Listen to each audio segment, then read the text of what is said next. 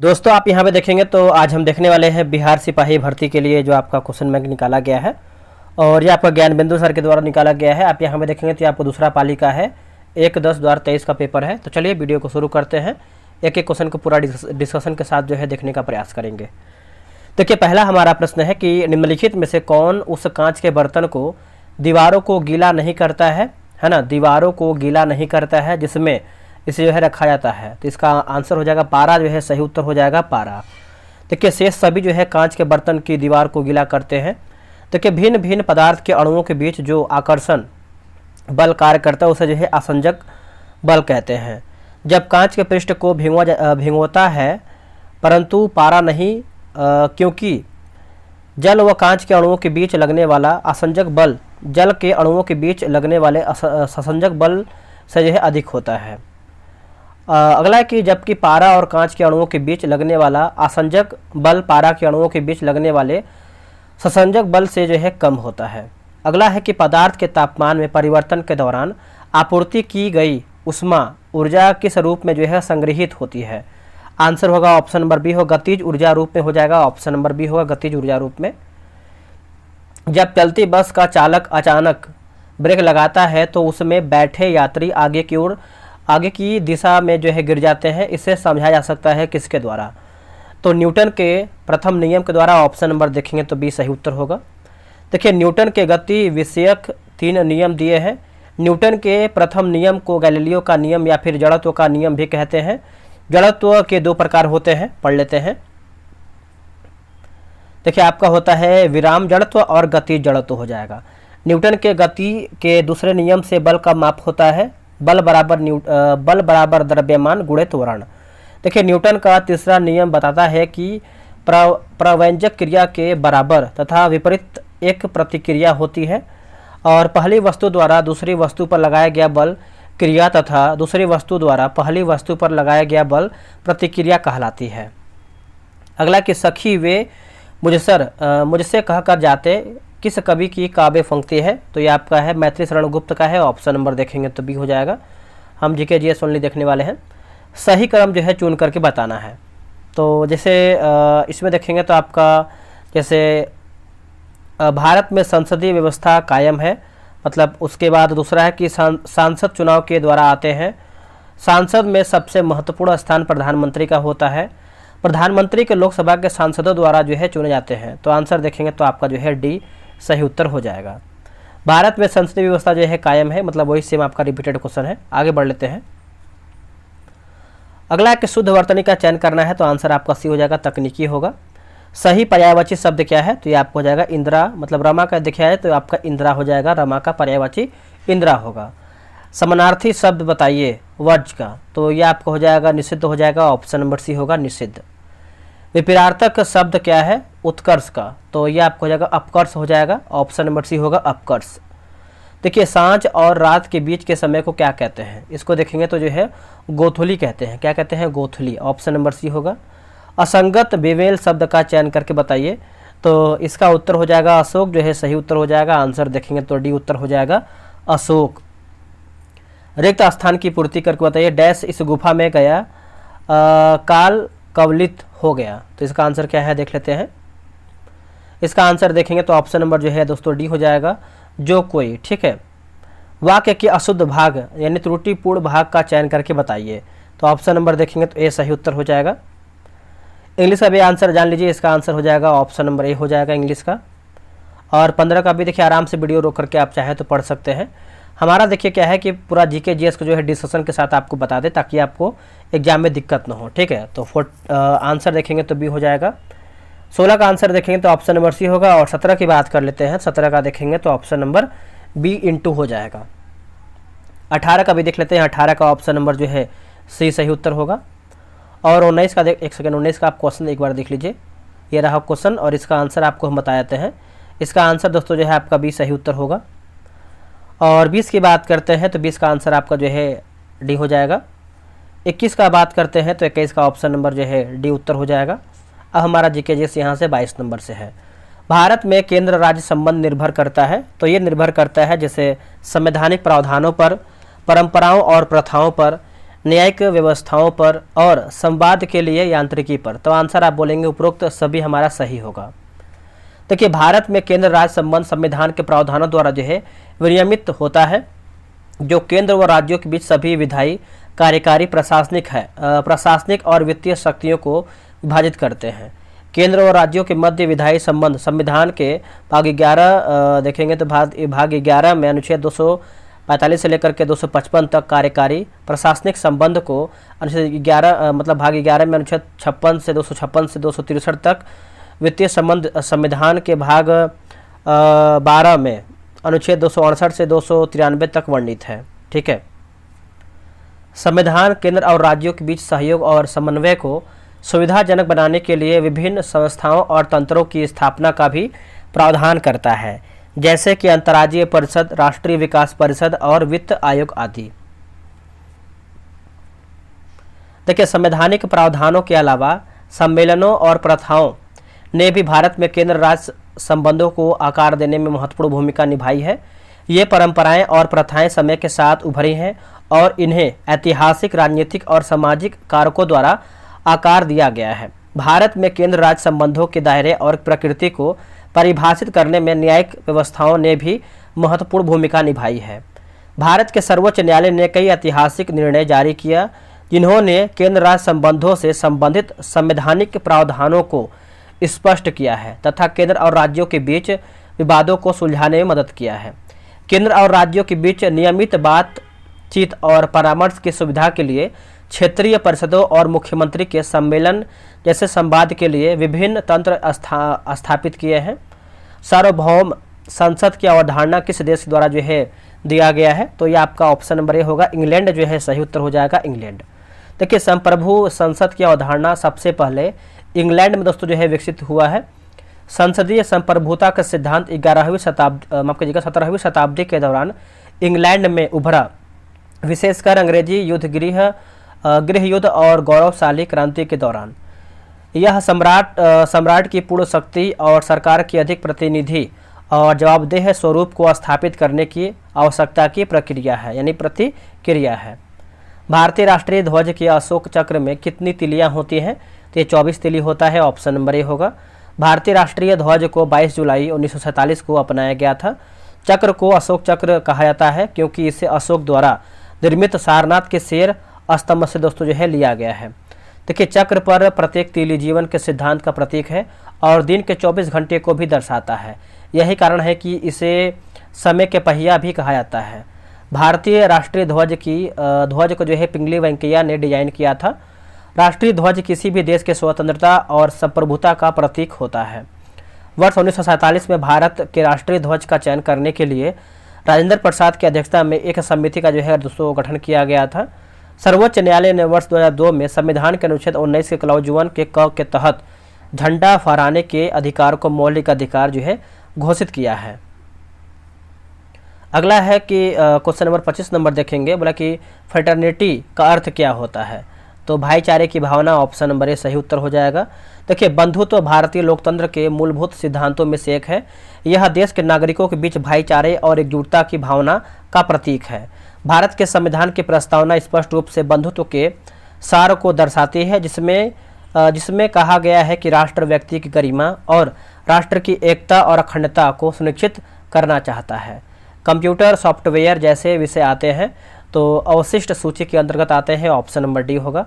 देखिए भारतीय संविधान विधायी शक्तियों को केंद्र व राज्यों के बीच संघ सूची, राज्य सूची और समवर्ती सूची के माध्यम से इन तीन सूचियों पर कानून बनाने का अधिकार प्राप्त करती है, यानी प्रदान करती है। जो विषय इन तीनों सूचियों के अंतर्गत नहीं आते हैं उन्हें अवशिष्ट सूची के विषय के रूप में जो है जाना जाता है। अवशिष्ट विषयों पर कानून बनाने का अधिकार केंद्र सरकार को प्राप्त होता है। कौन सा अनुच्छेद राज्य की नीति निर्देशक सिद्धांतों से संबंधित है? तो इसका आंसर आप देखेंगे तो राइट आंसर आपका हो जाएगा। बताइए क्या होगा 24 का? देखिए दोस्तों 24 का देखेंगे तो ऑप्शन नंबर डी होगा, अनुच्छेद 44 हो जाएगा। अनुच्छेद 44 समान नागरिक संहिता से संबंधित है। राज्य के नीति निर्देशक सिद्धांतों का उल्लेख संविधान के भाग 4 में अनुच्छेद 36 से 51 तक में किया गया है। राज्य के नीति निर्देशक सिद्धांतों को आयरलैंड के संविधान से लिया गया है। यह न्यायालय द्वारा जो है परिवर्तनीय या फिर न्यायोचित नहीं है। प्रधानमंत्री, केंद्रीय कैबिनेट मंत्रीगण, मुख्यमंत्रीगण और मंत्रिपरिषद सभी सदस्य हैं। तो ये हैं राष्ट्रीय विकास परिषद के। ऑप्शन नंबर देखेंगे तो आपका जो है बी सही उत्तर होगा। देखिए, राष्ट्रीय विकास परिषद भारत में विकास संबंधित मामलों पर निर्णय लेने और विचार विमर्श करने वाली सर्वोच्च संस्था है, जिसकी अध्यक्षता जो है प्रधानमंत्री करते हैं। राष्ट्रीय विकास परिषद की जो अध्यक्षता है 6 अगस्त 1952 को जो है किया गया था, याद रखिएगा सभी लोग। संरचना की बात करते हैं तो भारतीय प्रधानमंत्री अध्यक्ष, सभी कैबिनेट मतलब सभी केंद्रीय कैबिनेट मंत्री, सभी राज्यों के मुख्यमंत्री या उनके स्थापन, केंद्र शासित प्रदेश के प्रतिनिधि और नीति आयोग या फिर तत्कालीन योजना आयोग के सदस्य। भारत के नियंत्रक एवं महालेखा परीक्षक का कार्यकाल कितने वर्ष का होता है? तो ये 6 वर्ष का होता है। ऑप्शन नंबर सी होगा 6 वर्ष का। भारतीय संविधान के अनुच्छेद 48 में नियंत्रक एवं महालेखा परीक्षक के पद की चर्चा की गई है। इसका कार्यकाल 6 वर्ष या 65 वर्ष जो पहले पूरा हो जाए आयु तक जो है होता है। कैग की नियुक्ति जो है राष्ट्रपति द्वारा की जाती है। कैग को बी.आर. अम्बेडकर ने संविधान के तहत सबसे महत्वपूर्ण भूमिका या फिर सबसे महत्वपूर्ण अधिकारी कहा था। भारत के पहले कैग की बात करते हैं तो आपके पी. नरहरि राव थे। वर्तमान में जुलाई 2024 तक भारत के नियंत्रक एवं महालेखा परीक्षक श्री गिरीश चंद्र मुर्मू है, जो कि 44वां संविधान संशोधन के द्वारा। अगला हमारा है कि निम्नलिखित में से कौन सही है?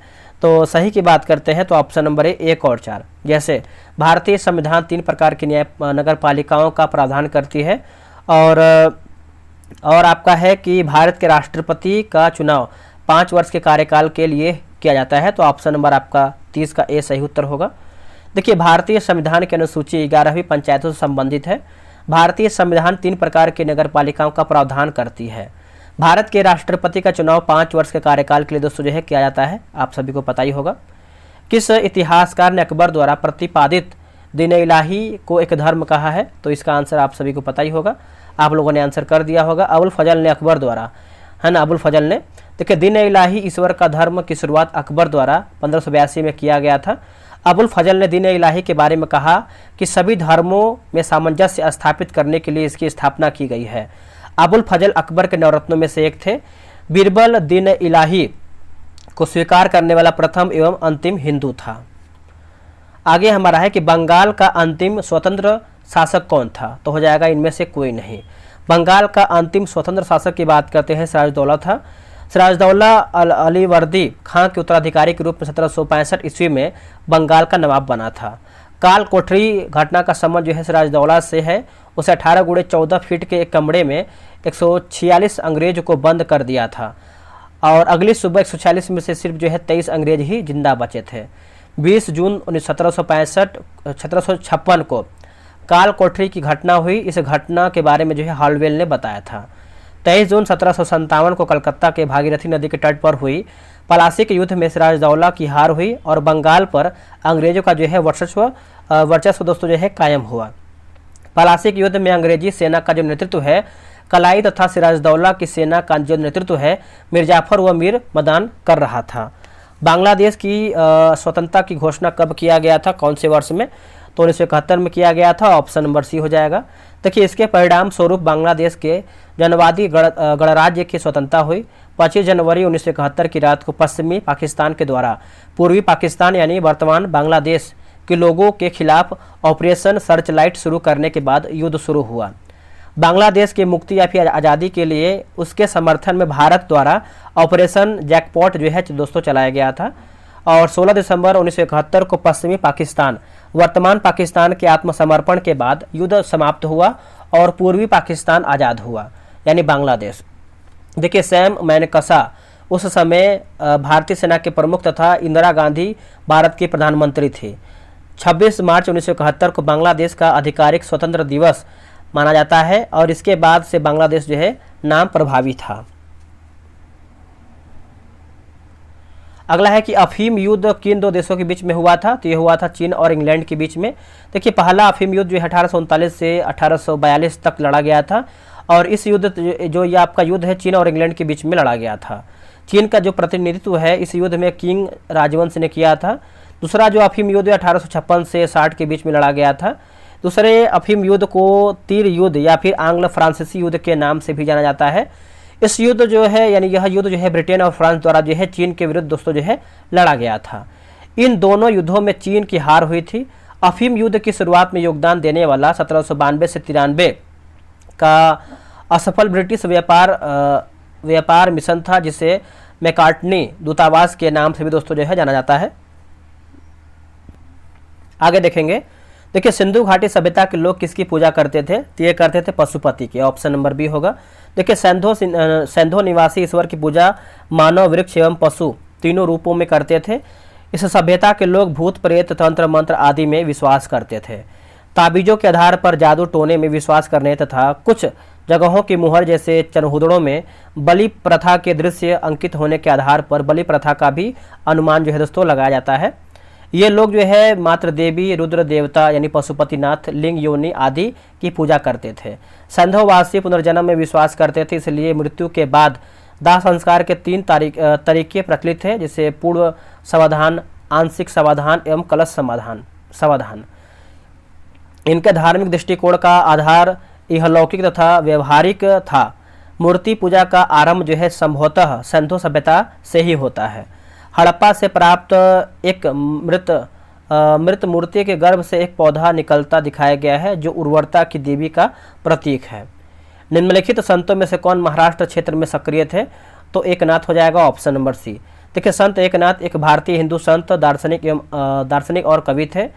वह कृष्ण के भक्त थे तथा वारकली संप्रदाय से संबंधित थे। उनको प्रमुख मराठी संत ज्ञानेश्वर और नामदेव के आध्यात्मिक उत्तराधिकारी के रूप में जो है देखा जाता है। एकनाथ जनार्दन स्वामी के शिष्य थे, जो हिंदू देवता दत्तात्रेय के भक्त थे। 1979 ईस्वी में किस पर्वतीय ज्वालामुखी ने पोम्पेई शहर को राख से दफन कर दिया? तो हो जाएगा माउंट वेसुवियस हो जाएगा।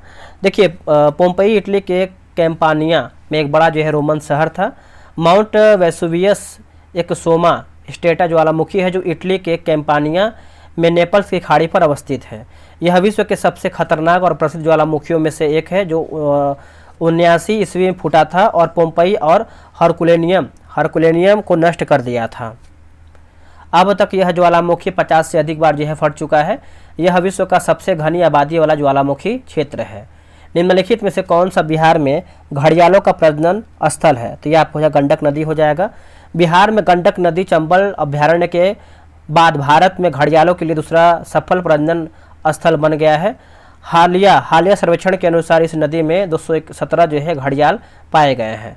गंडक नदी, देखिए गंडक नदी नेपाल के पास तिब्बत में मानगमोट और कुतांग से धौलागिरी के उत्तर में निकलती है और नेपाल में त्रिवेणी के पास भारतीय क्षेत्र में प्रवेश करती है। गंडक दक्षिणी दिशा की तरफ बहती है और उत्तर प्रदेश और बिहार के बीच सीमा बनाती है। इनकी कुल लंबाई की बात करते हैं तो 630 किलोमीटर, जबकि बिहार में इसकी जो लंबाई है 260 किलोमीटर है। ठीक है, आगे हमारा है कि निम्नलिखित में से किस कंपनी ने चौथे राष्ट्रीय जल पुरस्कार में सर्वश्रेष्ठ उद्योग श्रेणी में प्रथम स्थान हासिल किया है? तो एनटीपीसी बरौनी हो जाएगा, ऑप्शन नंबर सी होगा। बिहार की निम्नलिखित हस्तियों में से किसको पद्मश्री 2023 से जो है सम्मानित किया गया है? तो आंसर होगा सुभद्रा देवी। 2023 में बिहार के 3 लोगों को पद्मश्री पुरस्कार मिला है। आनंद कुमार शिक्षा के क्षेत्र में, सुभद्रा देवी कला के क्षेत्र में, पेपर मेसी, और कपिल देव प्रसाद कपड़ा कला 52 बूटी हो जाएगा। आगे हमारा प्रश्न है कि पटना रांची के वंदे भारत एक्सप्रेस के बारे में निम्नलिखित में से कौन सा कथन सही है? देखिए यह बिहार में चलने वाली पहली वंदे भारत ट्रेन है, ऑप्शन नंबर देखेंगे तो ये होगा। ठीक है, तो आप ये याद रखिएगा। अगला है कि मार्च 2023 में अनुसूचित वाणिज्यिक बैंक का GNPA अनुपात क्या था? तो ये आपको 3.9 हो जाएगा। निम्नलिखित में से कौन सा भारत में गरीबी का कारण है? तो ये आपको हो जाएगा इनमें से सभी, जैसे कम पूंजी निर्माण, बुनियादी ढांचे की कमी, जनसंख्या का दबाव। शकरकंद एक भूमिगत संरचना है जो भोजन का भंडारण करती है। इस पौधे में भोजन कहा जाता है तो पत्तियां, ऑप्शन नंबर देखेंगे तो ये सही उत्तर हो जाएगा। देखिए पादप में भोजन बनाने का कार्य पत्तियों द्वारा किया जाता है, इसलिए पत्तियों को पौधों का रसोई घर भी कहते हैं। शकरकंद में भोजन का संग्रहण जो है उसके जड़ों में होता है। रंध्र का खुलना और बंद होना किसके द्वारा दोस्तों जो है किया जाने वाला कार्य है? तो रक्षक कोशिकाएं हो जाएगा, आंसर देखेंगे तो डी होगा। देखिए, रंध्र खुलना और बंद होना एक ऐसी प्रक्रिया है जो पौधों में गैस विनिमय और जल संतुलन को नियंत्रित करती है। इस प्रक्रिया को दो मुख्य कोशिकाओं द्वारा नियंत्रित किया जाता है, जिन्हें रक्षक कोशिकाएं भी कहते हैं। देखिए, रक्षक कोशिकाओं में स्फीति दबाव रक्षक कोशिकाओं के खुलने और बंद होने को नियंत्रित करता है। जल अवशोषण के परिणाम स्वरूप रक्षक कोशिकाएं बड़ी हो जाती हैं, तो रंध्र के छिद्र खुल जाते हैं, और जब जल जो है उत्सर्जन के बाद रक्षक कोशिकाएं सिकुड़ जाती हैं तो छिद्र बंद हो जाते हैं। देखिए, रंध्रों का खुलना और बंद होना प्रकाश, तापमान, कार्बन डाइऑक्साइड और आर्द्रता जैसे कारकों पर जो है निर्भर करता है। गन्ने का लाल सड़न किसके कारण होता है? तो ये होता है आपका ऑप्शन नंबर देखेंगे तो सी सही उत्तर हो जाएगा, कोलेटोटिकम हो जाएगा। ठीक है, आगे हम पढ़ लेते हैं। यहाँ देखिए लिखा गया है कोलेटोट्राइकम लिखा गया। कोलेटोट्राइकम फैल्केटम एक कवक है जो उपज और गुणवत्ता में गंभीर नुकसान का कारण बनता है। इस रोग का नाम जो है रेड रॉट 1906 में सर जे बटलर के द्वारा जो है दिया गया था। सर ई जे बटलर भारत में एक शाही माइक्रोलॉजिस्ट कवक विज्ञानी थे। उस समय बिहार के पूसा में कार्यरत थे। प्लाज्मा झिल्ली शब्द किसके द्वारा दोस्तों जो है दिया गया था? तो ये आपको हो जाएगा जे.क्यू. प्लोवे, ऑप्शन नंबर डी हो जाएगा। यह एक जैविक झिल्ली है जो सभी कोशिकाओं के आंतरिक भाग को बाहरी वातावरण से अलग करती है। कोशिका झिल्ली मुख्य रूप से फैटी एसिड आधारित लिपिड और प्रोटीन से बनी होती है। प्लाज्मोडियम या फिर प्लाजा लेम्पा शब्द वर्ष 1931 में जे.क्यू. प्लोवे द्वारा जो है दिया गया था। प्लाज्मा झिल्ली का इकाई झिल्ली मॉडल रॉबर्टसन द्वारा जो है प्रतिपादित किया गया था। कोशिका झिल्ली का उन्नत नमूना 1972 में सिंगर व निकोलसन द्वारा जो है प्रतिपादित दोस्तों किया गया था, जिससे तरल किरमिर नमूना के रूप में व्यापक रूप से जो है स्वीकार किया गया है। अगला है कृषि बीमा योजनाओं में शामिल है, तो ये आपका हो जाएगा ऑप्शन नंबर सी, जैसे प्रधानमंत्री फसल बीमा योजना, पुनर्गठित मौसम आधारित फसल बीमा योजना 2016। ठीक है, ये करंट अफेयर का प्रश्न है। आगे बढ़ते हैं, अगला हमारा है, देखिए ट्रिपल बॉटम लाइन की लोकप्रिय अवधारणा के संबंध में निम्न में से कौन सा सही है? तो सामाजिक एवं पर्यावरणीय अच्छाइयाँ उत्पन्न करने के साथ ही यह कारपोरेट घरानों को धन लाभ कराता है। ऑप्शन नंबर जो है आपका सी हो जाएगा। देखिए, सामाजिक एवं पर्यावरणीय अच्छाइयाँ उत्पन्न करने के साथ ही यह कारपोरेट घरानों को धन लाभ कराता है। ट्रिपल बॉटम लाइन एक लेखांकन ढांचा है जो कि संगठन के प्रदर्शन का 3 आयामों में मूल्यांकन करता है, जैसे सामाजिक, पर्यावरणीय और आर्थिक। टीबीएल ढांचे का उपयोग समय के साथ किसी कंपनी के वित्तीय, सामाजिक और पर्यावरणीय प्रदर्शन को मापने के लिए किया जाता है। टीबीएल के 3 आयाम को 3P के रूप में भी जाना जाता है, पीपल, प्लानेट और प्रॉफिट। अधिक व्यवसाय मूल्य बनाने के लिए व्यापक परिच्छेद अपने प्रदर्शन का मूल्यांकन करने के लिए कुछ संगठनों या कंपनी द्वारा जो है आपका टीबीएल ढांचे को अपनाया जाता है। टीबीएल के परिणाम स्वरूप कर्मचारियों को बनाए रखा जा सकता है, बाहरी निवेश बढ़ाया जा सकता है, ईएसजी इच्छुक ग्राहकों से बिक्री बढ़ाई जा सकती है और दीर्घकालीन परिचालन क्षमता हासिल की जा सकती है। टीबीएल ढांचे का उपयोग किसी संगठन की स्थिरता या मूल्यांकन करने के लिए जो है किया जाता है। टीबीएल ढांचा उन कंपनियों के लिए भी उपयोगी है जो शेयर धारकों के लाभ पहुंचाने के साथ साथ पर्यावरण, समाज या दोनों पर सकारात्मक प्रभाव डालना चाहती है। टीबीएल ढांचा किसी कंपनी के सामाजिक और पर्यावरणीय लक्ष्यों को उसके वित्तीय लक्ष्यों के साथ जोड़ने की एक विधि है। निम्नलिखित में से कौन सा शहर भारत के पहली ई कचरा रिसाइकलिंग इकाई स्थापित करेगा? तो बेंगलुरु हो जाएगा। ऑप्शन नंबर देखेंगे तो बी उत्तर हो जाएगा बेंगलुरु। देखिए, भारत और 5 एशियन देश अर्थात Cambodia, Laos, PDR, Myanmar, Thailand और वियतनाम मिलकर बनाते हैं, तो ऑप्शन नंबर देखेंगे तो सी उत्तर हो जाएगा। ठीक है, एमजीसी हो जाएगा। देखिए, इस संगठन का नाम जो है मेकोंग गंगा सहयोग 2 बड़ी नदियों गंगा और मेकोंग के नाम पर रखा गया है। इसका गठन पर्यटन, सांस्कृतिक, शिक्षा के साथ साथ परिवहन और संचार में सहयोग के लिए दोस्तों जो है किया गया है। इसे 2000 में वियंतियाने लाओ डीपीआर में जो है लॉन्च किया गया था। निम्नलिखित में से कौन सा कर एक प्रत्यक्ष कर नहीं है? तो बिक्री कर हो जाएगा। ऑप्शन नंबर देखेंगे तो ये होगा। देखिए प्रत्यक्ष कर के बारे में थोड़ा समझेंगे हम। देखिए प्रत्यक्ष कर वह कर होता है जिनके मौद्रिक तथा वास्तविक बोझ अर्थात कर से उत्पन्न कराधात तथा करापात उसी व्यक्ति पर पड़ता है जिसके ऊपर सरकार कर लगाता है। प्रत्यक्ष कर के उदाहरण जैसे आयकर, निगम कर, उपहार कर और आस्ति कर, व्यय कर, संपत्ति कर, पूंजी लाभ कर, लाभांश कर और प्रतिभूति कर। अप्रत्यक्ष कर देखिए जिन करों के वास्तविक बोझ को विवर्तित किया जा सकता है अर्थात वैसा कर जिसका करापात एवं कराधात जो दो अलग अलग व्यक्तियों पर पड़ता है अप्रत्यक्ष जो है दोस्तों कहलाता है।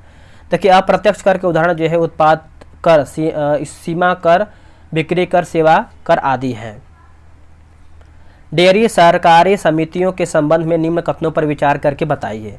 इसका आंसर देख लेते हैं। इसका आंसर देखेंगे तो ऑप्शन नंबर जो है सी सही उत्तर हो जाएगा। देखिए सरकारी डेयरी सरकारी समितियों को ऋण के ब्याज के 2% राहत देती है। फुट एंड माउथ डिजीज और ब्रुसिलोसिस के विरुद्ध घरेलू पशुओं का 100% जो है टीकाकरण किया जाएगा। 15,000 करोड़ रुपए द्वारा जो है पशुपालन आधारभूत संरचना निधि का गठन किया जाएगा। बिहार में डेयरी सहकारी समितियां, बिहार राज्य दुग्ध सहकारी संघ लिमिटेड बिहार सरकार की एक राज्य सहकारी समिति है। यह उत्पादों का विपणन सुधा डेयरी लेबल के तहत जो है करता है। बिहार में डेयरी उद्योग के कुछ प्रमुख संगठनों में सुधा, अनुज डेयरी, गंगा डेयरी और अमूल शामिल है। यूएनडीपी तैयार करता है मानव विकास सूचकांक। ऑप्शन नंबर ए सही उत्तर होगा। देखिए मानव विकास सूचकांक की अवधारणा का विकास पाकिस्तानी अर्थशास्त्री महबूब उल हक द्वारा जो है किया गया है। अमर्त्य सेन और अन्य ज्ञात अर्थशास्त्रियों के साथ महबूब उल हक ने 1990 में पहली बार मानव विकास रिपोर्ट जो है प्रस्तुत किया है। मानव विकास सूचकांक 3 बुनियादी आयाम पर आधारित है। इससे लंबा व स्वास्थ्य जीवन, जीवन प्रत्याशा, ज्ञान तक पहुंच, स्कूली शिक्षा के अपेक्षित वर्ष और शिक्षा के औसत वर्ष, जीने का एक साम्य मानक, सकल प्रति व्यक्ति आय हो जाएगा।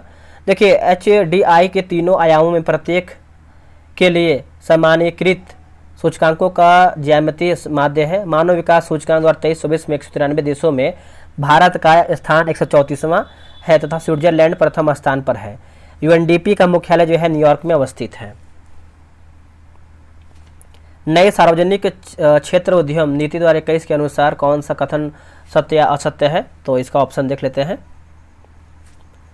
आंसर देखेंगे तो ऑप्शन नंबर ए हो जाएगा। पढ़ लेते हैं।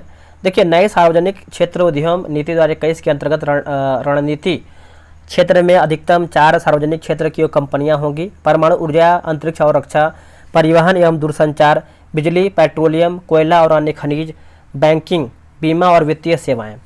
यह यानी यदि निजीकरण संबंध नहीं है, संभव नहीं है तो इस क्षेत्र के CPSE का निजीकरण कर दिया जाएगा या बंद कर दिया जाएगा। नए सार्वजनिक क्षेत्र उद्यम नीति 2021 को 4 फरवरी 2021 को भारत सरकार द्वारा जो है अनुमोदित किया गया था। नीति का लक्ष्य सभी गैर रणनीतिक और रणनीतिक क्षेत्र में निवेश के लिए एक स्पष्ट रोडमैप जो है प्रदान करना है। निम्नलिखित में सही उत्तर का चयन करके बताइए। देखिए ऑप्शन नंबर सी 1, 2, 3 सत्य है। जैसे आधुनिक भारतीय सिक्के सांकेतिक सिक्के हैं। क्यूप्रो निकल धातु का उपयोग पिघलाने को हतोत्साहित करने के लिए जो है तो दोस्तों किया जाता है। सिक्का निर्माण अधिनियम 2011 सिक्का को पिघलाने पर जो है रोक लगाता है। आगे हमारा है निम्नलिखित प्रश्न में आप रीजनिंग का प्रश्न दिया गया है तो आप इसको आराम से बना सकते हैं। ये सब देखिए मैथ का है, रीजनिंग का है, तो इसको आप आराम से बनाइएगा। आपको PDF हम प्रोवाइड करा देंगे टेलीग्राम पे, ठीक है। तो आप इसको देख सकते हैं। ये सब आपका मैथ का है, रीजनिंग का है। क्वेश्चन नंबर आपका शुरू हो रहा है 72 नंबर से। देखिए किस संघ के पशुओं में संयुक्त पैर होते हैं? तो हो जाएगा आपका आर्थ्रोपोडा हो जाएगा। आंसर देखेंगे तो सी होगा। देखिए आर्थ्रोपोडा अकशेरुकी है ना, अकशेरुकी जानवरों का एक समूह है जिसमें एक बाह्य कंकाल, एक खंडित शरीर और जुड़े हुए पैर होते हैं। उनके शरीर में उपांगों की एक जोड़ी के साथ साथ खंड होते हैं। उनका प्रजनन आंतरिक निषेचन, स्थलीय प्रजातियां और आंतरिक या बाह्य निषेचन द्वारा होता है। उनके पास एक खुला परिसंचरण तंत्र होता है।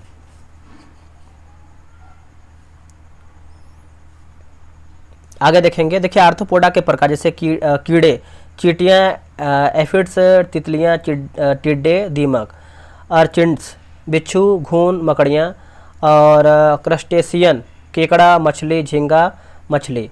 आर्थ्रोपोडा अकशेरुकी जंतुओं का सबसे बड़ा संघ होता है। ठीक है।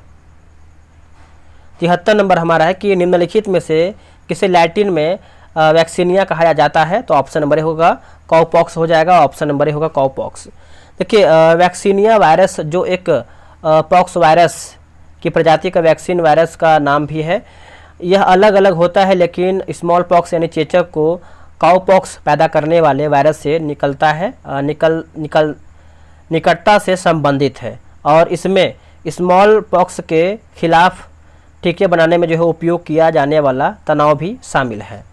1796 में एक अंग्रेज चिकित्सक एडवर्ड जेनर को पता चला कि जिन दूधियों को काउपॉक्स हुआ था उन्हें जो है महामारी के दौरान ही स्मॉल पॉक्स नहीं हुआ था। जेनर ने जानबूझकर लोगों को स्मॉल पॉक्स देने की कोशिश की और पाया कि सभी लोग अब स्मॉल पॉक्स के प्रतिरोधी थे। ऐसा इसलिए था कि क्योंकि स्मॉल पॉक्स का वायरस काउपॉक्स से निकटता से संबंधित था। यह विकसित होने वाला पहला सफल टीका था। अगला हमारा है कि किसी जीव के विकासवादी इतिहास को डैश के रूप में जाना जाता है, तो ऑप्शन नंबर सी होगा जातिवृत्त हो जाएगा, जातिवृत्त। देखिए विकास परिवर्तन के एक क्रमिक और निरंतर प्रक्रिया है जो समय के साथ साथ आनुवंशिक संरचना में मामूली बदलाव के साथ साथ पर्यावरण में परिवर्तन के कारण होती है, जिसमें नई प्रजातियों का निर्माण होता है। जातिवृत्त यह विकास की प्रतिक्रिया के दौरान विभिन्न पीढ़ियों के माध्यम से एक जीव के विकास का अध्ययन है, अर्थात यह एक जीव का विकासवादी इतिहास है। जातिवृत्त संबंध को एक वृत्त वृक्ष कैलेडोग्राम के रूप में दर्शाया जाता है, जो दर्शाता है कि टैक्सन दूसरे टैक्सन से कैसे संबंधित है। जातिवृत्त वृक्ष आरेख आश्विक अनुक्रमण डाटा विश्लेषण पर आधारित है। गुण या लक्षण जातिवृत्तीय में प्रयुक्त डेटा को इकाई है। आप यहाँ पे इसको देख सकते हैं। देखिए व्यक्तिवृत्त एक जीव की उत्पत्ति और विकास का अध्ययन है। यह एक व्यक्ति के जीव के विकास की श्रृंखला को कवर करता है। व्यक्तिवृत्त निषेचन के समय से शुरू होने वाला अध्ययन को कवर करता है और इनके जन्म के समय की सभी विकास संबंधित प्रक्रियाएं और उनके बाद की प्रक्रियाएं भी शामिल होती हैं। वंशावली यह किसी जीव को मौजूदा प्रजातियों के आदिम पूर्वजों का अध्ययन करता है। कबूतर, मच्छर और चमगादड़ के पंख दिखते हैं, तो अभिसारी विकास ऐसे अंग जो विभिन्न कार्यों के उपयोग होने के कारण काफ़ी असमान हो सकते हैं, लेकिन इसकी मूल संरचना एवं भ्रूणीय प्रक्रिया में समानता होती है, समजात अंग कहलाते हैं। यह समजातता अपसारी जैव विकास अर्थात पूर्वज से विभिन्न दिशाओं में हुए जैव विकास को प्रमाणित करती है। ऐसे अंग जो समान कार्यों में उपयोग होने के कारण समान दिखाई पड़ते हैं, लेकिन उनकी मूल संरचना एवं भ्रूणीय प्रक्रिया में विभिन्नता पाई जाती है, समरूप अंग कहलाते हैं। यह समरूपता अभिसारी जैव विकास को दर्शाती है, जैसे डॉगफिश व व्हेल। कुछ लक्षण जो खो गए थे और जीव के पूर्वजों में मौजूद थे वे जीव में वापस लौट जाते हैं। इस घटना को पूर्वजानुरूपता के नाम से जाना जाता है। जैसे कुछ व्यक्तियों में कर्णपाली को हिलाने की शक्ति होती है। बैसिली बैक्टीरिया है जो होते हैं, तो छड़ के आकार के होते हैं, ऑप्शन नंबर बी हो जाएगा। देखिए सलाकवक है ना, सलाकवक इस प्रकार का जीवाणु छड़नुमा या बेलनाकार आकृति का होता है, जैसे बैसिलस और बैसिलस एंथ्रासिस। गोलाकार आकृति के जीवाणुओं को कोकस के नाम से जाना जाता है। ये सबसे छोटे जीवाणु होते हैं। कोशिकाओं के विन्यास के आधार पर ये कई प्रकार के होते हैं, जैसे माइक्रोकोकाई एक कोशिका के रूप में, जैसे माइक्रोकोकस और डिप्लोकोकाई ये दो कोशिकाओं के समूह में, जैसे डिप्लोकोकस निमोनी। स्टेप्टोकोकाई अनेक कोशिकाओं के समूह में, जैसे स्टेप्टोकोकस लैक्टिस। ठीक है, चलिए आगे बढ़ते हैं। अगला हमारा है सारसिनी की बात करते हैं, तो 6, 64 अथवा 128 के धनाकृतिक पैकेट में जैसे सारसिना। सर्पिलाकृतिक इस प्रकार का जीवाणु अथवा कुलाइड तथा स्पाइरल होता है, जैसे स्पाइरिलम रूप्रेम। कोमा इस प्रकार का जीवाणु अंग्रेजी के चिन्ह कोमा के आकार के होते हैं, जैसे विब्रियो कोमा। खाने योग्य समुद्री मछलियाँ कौन सी हैं? तो हिल्सा, पॉम्फ्रेट और मैकेरल। देखिए मछलियाँ दो प्रकार के श्रेणियों में विभाजित किया जा सकता है, मीठे पानी की मछलियाँ, समुद्री मछलियाँ। मीठे पानी की कुछ मछलियाँ जो बहुत आम और उनमें केटला यानी केतला, रोहू और कॉमन शार्प हो शामिल हैं। खाए जाने वाले कुछ समुद्री मछलियों में हिल्सा, सार्डिन, पॉम्फ्रेट, बैकरल आदि शामिल हैं। समुद्री सितारे जिन्हें आमतौर पर स्टारफिश कहा जाता है, मछली नहीं, और गिटार फिश मछली की एक प्रजाति है। निम्नलिखित में से कौन से सबसे कठोर धातु है? तो टंगस्टन हो जाएगा आंसर डी। कुछ स्रोतों में प्लेटिनम को सबसे कठोर धातु माना जाता है। सबसे भारी धातु जो है ओस्मियम है। लिथियम सबसे हल्का धात्विक तत्व है, यह सबसे प्रबल अपचायक होता है। टाइटेनियम को रणनीतिक धातु कहते हैं क्योंकि इसका उपयोग रक्षा उत्पादन में होता है।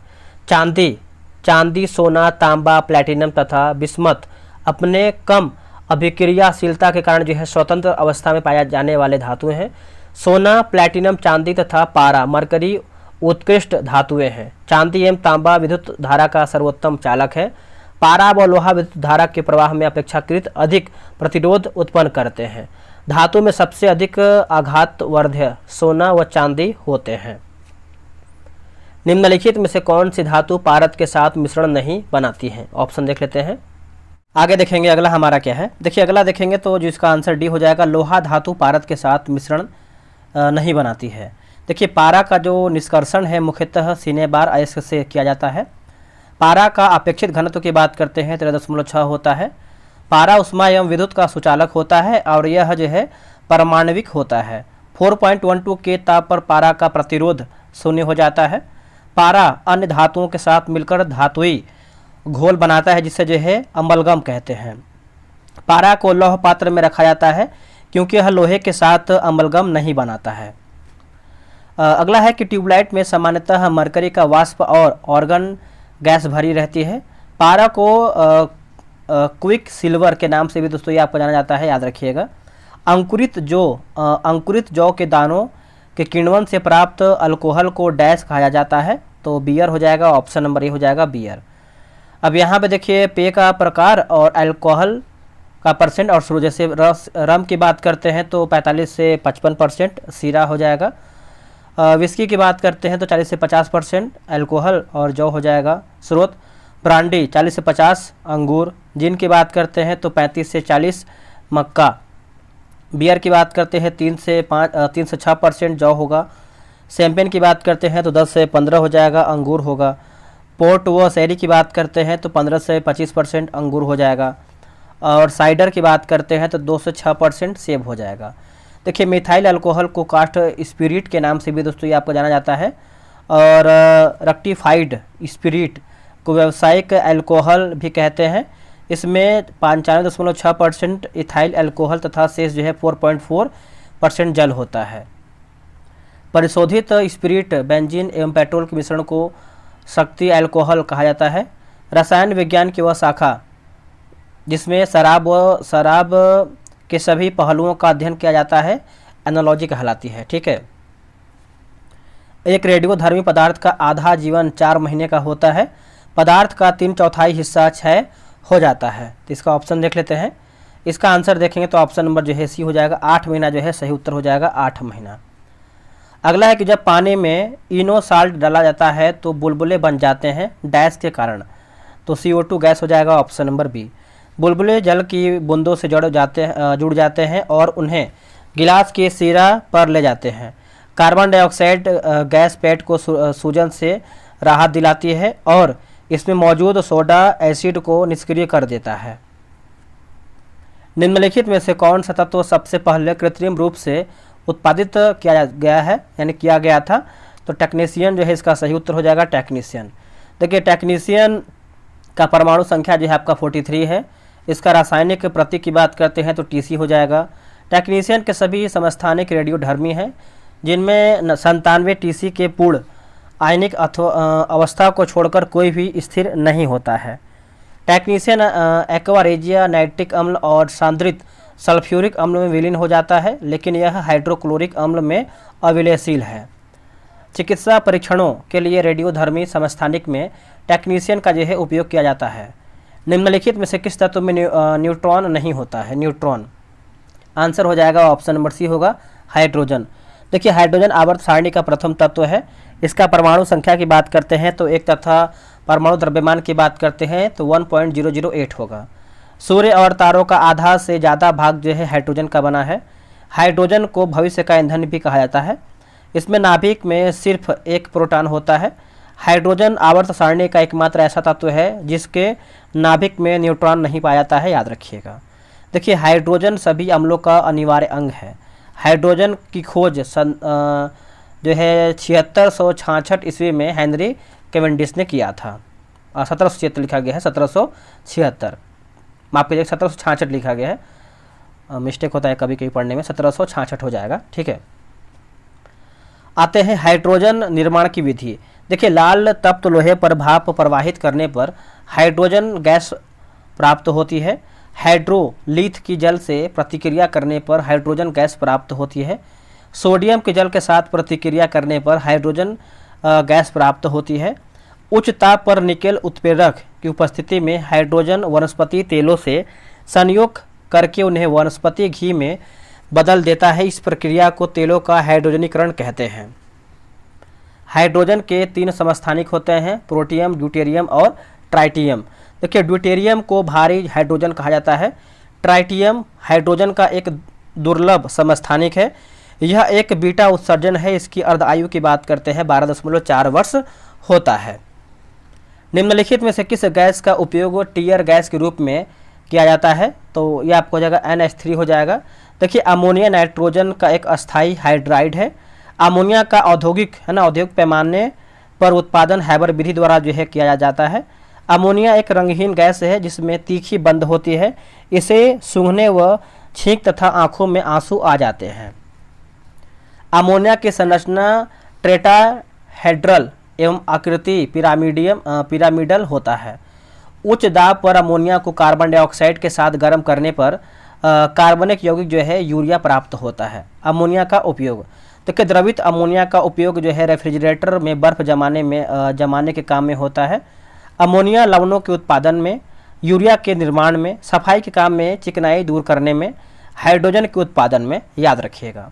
देखिए बर्तनों के लिए नॉन स्टिक सतह कोटिंग बनाने के लिए उपयोग किया जाने वाला पॉलीमर है, तो ये आपको हो जाएगा टेफ्लॉन हो जाएगा। ऑप्शन नंबर बी होगा टेफ्लॉन।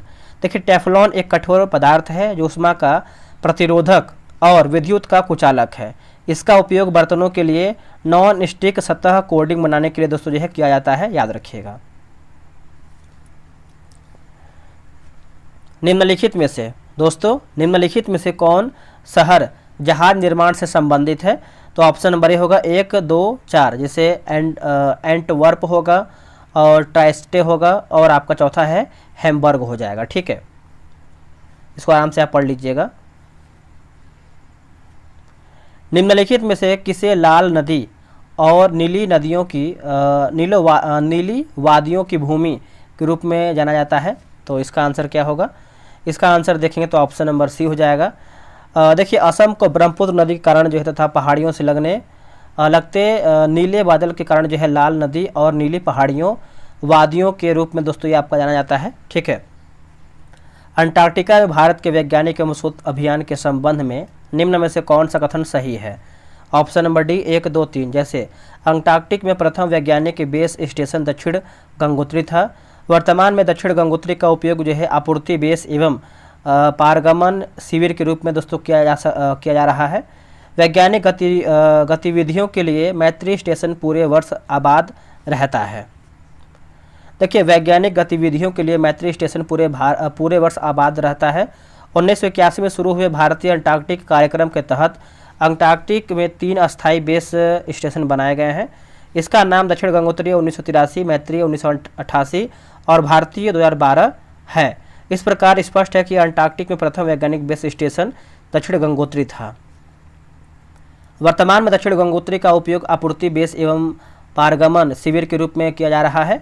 वैज्ञानिक गतिविधियों के लिए मैत्री स्टेशन पूरे वर्ष जो है आबाद रहता है। भारत ने अंटार्कटिक के लिए 41वां जो है वैज्ञानिक अभियान शुरू किया था या पिक किया है। आर्कटिक क्षेत्र और अंटार्कटिका महाद्वीप स्थित है, तो उत्तरी और दक्षिणी ध्रुवों के निकट ऑप्शन नंबर बी सही होगा। दोस्तों आर्कटिक पृथ्वी के सबसे ऊपरी भाग में स्थित एक ध्रुवीय क्षेत्र है। आर्कटिक के अंतर्गत आर्कटिक महासागर, निकटवर्ती समुद्र और अलास्का, संयुक्त राज्य America, Canada, Finland, Greenland, Iceland, Norway, रूस और स्वीडन को शामिल किया जाता है। भारत ने 2007 में आर्कटिक महासागर में अपना पहला वैज्ञानिक अभियान शुरू किया और जुलाई 2008 में नॉर्वे के स्वालबार्ड में हिमाद्री नाम से एक शोध जो है केंद्र खोला है। अंटार्कटिका पृथ्वी के सबसे दक्षिणी भाग यानी दक्षिणी ध्रुव में स्थित एक ध्रुवीय महाद्वीप है। अंटार्कटिका विश्व का 5वां बड़ा महाद्वीप है तथा यह विश्व का सर्वाधिक ठंडा महाद्वीप है, जहां पूरी तरह से बर्फ का परत जमी रहती है, जिसके कारण जिसे श्वेत महाद्वीप भी कहते हैं। अंटार्कटिका को विश्व का सबसे ठंडा मरुस्थल भी कहते हैं। देखिए, विश्व का सबसे बड़ा ग्लेशियर की बात करते हैं तो लैम्बर्ट अंटार्कटिका स्थित है। क्वीन मॉड पर्वत श्रेणी अंटार्कटिका को 2 भागों में बांटती है। अंटार्कटिका में 22 मार्च से 23 सितंबर तक अंधकार रहता है। 24 सितंबर से 21 मार्च तक सूर्य कभी अस्त नहीं होता है। अंटार्कटिका जाने वाले प्रथम भारतीय रामचरण थे। यहाँ पाए जाने वाले पक्षी जैसे पेंगुइन, अल्बाटोरोस एवं पेट्रल। अंटार्कटिका महाद्वीप को विज्ञान के लिए जो है समर्पित महाद्वीप भी कहा जाता है। इसे गतिशील महाद्वीप की संज्ञा दिया गया है। राष्ट्रीय अंटार्कटिका अध्ययन केंद्र जो है गोवा यानी भारत में स्थित है। मिलान करके बताना है, चलिए इसको मिला लेते हैं। जैसे रेलवे जोन और मुख्यालय पश्चिम मध्य की बात करते हैं तो ऑप्शन नंबर बी हो जाएगा। बी में देखेंगे तो हो जाएगा जबलपुर होगा। उसके बाद आपका दिया दक्षिण पूर्व मध्य की बात करते हैं तो ये आपको हो जाएगा बिलासपुर। पूर्व मध्य की बात करते हैं तो ये आपको हो जाएगा हाजीपुर। और उत्तर पूर्वी की बात करते हैं तो गोरखपुर। ऑप्शन नंबर जो है आपका बी सही उत्तर होगा। 100% सौर ऊर्जा चलने वाला भारत का पहला केंद्र शासित प्रदेश कौन सा है, तो ऑप्शन नंबर सी हो जाएगा, दीव जो है सही उत्तर होगा। केंद्र शासित प्रदेश पुडुचेरी के संदर्भ में निम्न कथनों पर विचार करके बताइए। देखिए, यह पूरब में बंगाल की खाड़ी एवं शेष 3 दिशाओं में तमिलनाडु द्वारा घिरा है। केंद्र शासित प्रदेश पुडुचेरी में 4 छोटे असंबद्ध जिले हैं, तो ऑप्शन नंबर सी 1 और 2 आपका सही उत्तर होगा। देखिए, केंद्र शासित प्रदेश पुडुचेरी में 4 छोटे असंबद्ध जिले जैसे आपका पांडिचेरी, कारिकाल, माहे और यानावोल जो है इसमें आपका शामिल है। नेक्स्ट हमारा प्रश्न है क्वेश्चन नंबर 94 नंबर। देखिए, 94 नंबर आपका है कि वाणिज्य अनाज कृषि का एक महत्वपूर्ण फसल है, तो गेहूं हो जाएगा, ऑप्शन नंबर ए होगा। गेहूं, चावल, मक्का आदि वाणिज्य अनाज कृषि का महत्वपूर्ण फसल है। गन्ना, कपास, जूट आदि नगदी फसल है। परावर्तन के नियम सत्य हैं, तो सभी परावर्तन सतहों के लिए ऑप्शन नंबर डी सही उत्तर हो जाएगा। परावर्तन के नियम देखिए, परावर्तित किरण और सतह का अभिलंब सभी एक ही तल में होते हैं। आपतन कोण परावर्तन कोण के बराबर होता है। कौन सा बेहतर कंडक्टर है, तो ऑप्शन नंबर बी होगा, निकल हो जाएगा। ठीक है, देखिए, किसी चालक का वह गुण जो विद्युत धारा के प्रवाह का प्रतिरोध करता है प्रतिरोधकता कहलाता है। प्रतिरोधकता जितनी कम होती है चालकता उतनी ही बेहतर होती है। उपयुक्त दिए गए यहाँ पे आप जो है इसका स्क्रीनशॉट ले सकते हैं। ठीक है, खगोलीय दूरबीन द्वारा बनाई गई छवि कैसी होती है, तो आभासी और आवर्धित, ऑप्शन नंबर बी होगा। खगोलीय दूरबीन का उपयोग तारों और ग्रहों जैसे आकाशीय पिंड को देखने के लिए किया जाता है। स्थलीय दूरबीन, इसका उपयोग जमीन पर दूर की वस्तुओं को देखने के लिए दोस्तों किया जाता है। दूरबीन द्वारा निर्मित छवि आभासी, सीधी और छोटी होती है। इसमें 3 लेंस होते हैं, तीसरा लेंस सीधी छवि बनाने के लिए होता है। सरल सूक्ष्मदर्शी, देखिए इसका उपयोग जो है वस्तुओं की आवर्धित छवि देखने के लिए किया जाता है। इसका आविष्कार एंटोनी वान लीवेनहॉक ने किया था। यह ऐसी छवियां बनाता है जो आभासी और विस्तारित होती है।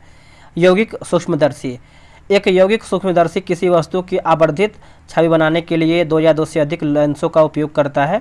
इसके द्वारा निर्मित छवि आवर्धित, आभासी तथा उल्टी होती है।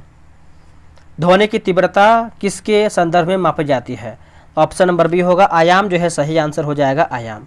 देखिए तो ध्वनि की तीव्रता ध्वनि उत्पन्न करने वाले कंपन के आयाम के वर्ग के समानुपाती होती है। कंपन का आयाम अधिक होने पर ध्वनि तेज होती है और स्रोत से दूरी बढ़ने पर तीव्रता कम होती है। ध्वनि की तीव्रता उस माध्यम के घनत्व पर निर्भर करती है जिससे वह फैलती है। ध्वनि का तारतम्य तो उसके आवृत्ति पर निर्भर करता है। आवृत्ति जितना अधिक होता है तारतम्य उतना ही अधिक होता है। शेर की आवाज़ का तारतम्य कम लेकिन प्रबलता और तीव्रता अधिक होता है, जबकि महिला कोयल एवं बांसुरी की आवाज़ का तारतम्य अधिक होता है, प्रबलता या फिर तीव्रता जो है कम होती है।